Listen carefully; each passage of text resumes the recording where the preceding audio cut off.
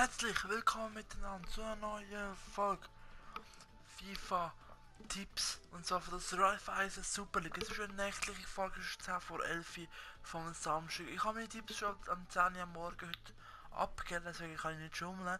Ich habe gesehen, dass Lugano gewonnen gegen IB, und ich fände erst bei Sion St. Gallen an. Sion St. Gallen gebe ich Tipp 2:1. Sion will die jetzt endlich mal gewinnen, nachdem sie den 3-0 zu Basel verloren haben. St. Gallen haben sie auch verloren. Deswegen 2:1. Sion wird wahrscheinlich 1 im Führung gehen. St. Gallen vor der Halbzeit vielleicht noch ausgleichen und Sion dann gegen den Schluss vielleicht das Goal vom Gigas wahrscheinlich, denke ich mal, je nachdem wie es gespielt wird. Dann gehen wir zum nächsten Partie, Young Boys Bern gegen Lugano. Ich habe da 1:1 tippt. Ich habe mitbekommen, dass IB gegen Lugano verloren hat mit 2:1.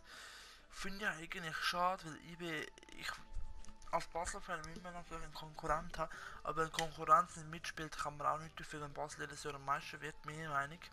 Dann gehen wir zum anderen Partie, das ist Lausanne Thun, da zeige ich mir immer Zürcher.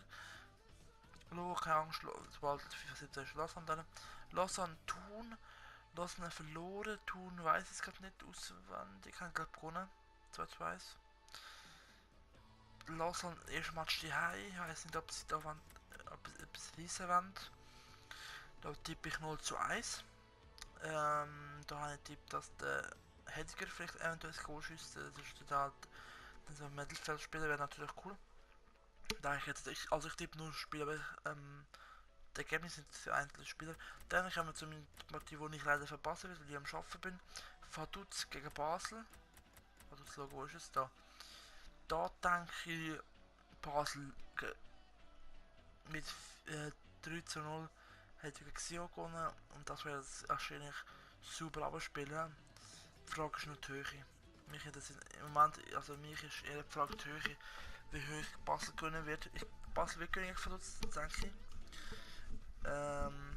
Jetzt überlege ich gerade, wie viel ich tippt habe. Da bei mir auf dem Zettel schon 4:0, aber ich habe nicht 4:0 tippt. Das ist fast ein bisschen zu hoch. Da tippe ich es zwischen 2 und 3:0. Ich denke also eher 3:0. Und zwar da mit einem Goal von Seredie, wenn er spielt.